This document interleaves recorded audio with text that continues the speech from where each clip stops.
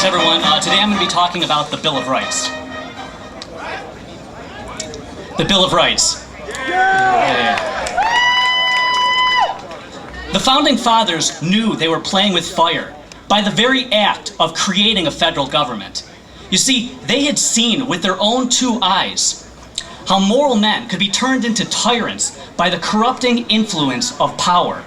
And they had seen how governments that were sworn to protect the people could then turn against those very citizens and deprive them of their liberty.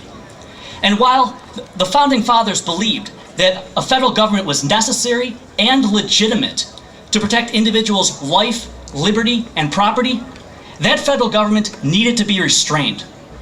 Unchecked federal government power not only destroys civilization, it abolishes individual freedom and is simply unsustainable. The Founding Fathers didn't need to speculate about what would happen with a federal government of unchecked power. They knew what would happen because of their knowledge of history, their own personal experience, and their great understanding of mankind. In fact, they predicted what would be happening to us today. And in fact, that's why they created a constitution.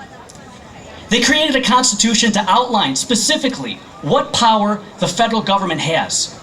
And by definition, what was not specifically enumerated in that constitution was then delegated to the states and to the people. It should be obvious. In fact, it was so obvious to some of our founding fathers that they didn't even believe we needed a Bill of Rights.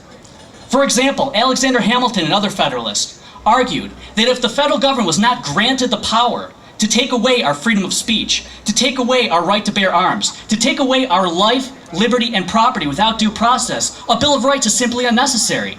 And in fact, it's dangerous to outline rights in a constitution.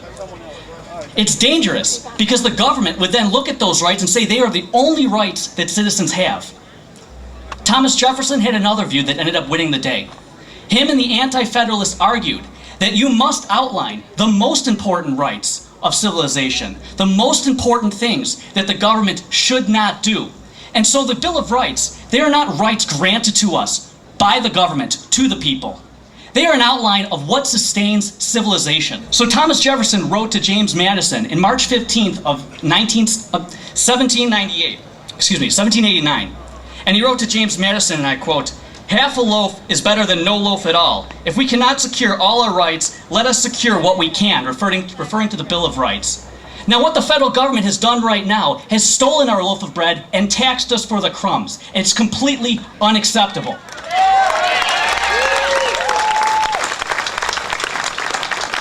So whether or not Thomas Jefferson or Alexander Hamilton were right about the Bill of Rights, no one in the federal government right now is listening to either of them. They're not listening to the Constitution. They're not listening to the Bill of Rights.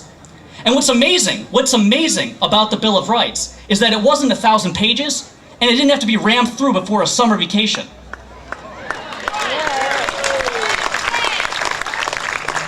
And our founding fathers had the wisdom to know that history didn't begin the year that they were born, unlike the politicians today and bureaucrats today who would gladly drive this country off a cliff in the name of progress. Let me leave you with one last thought. The average lifespan of civilization before it destroys itself from within is about 200 years. America has been surviving on borrowed time because of the wisdom of our forefathers. And all of us here today are restoring that legacy. Thank you very much.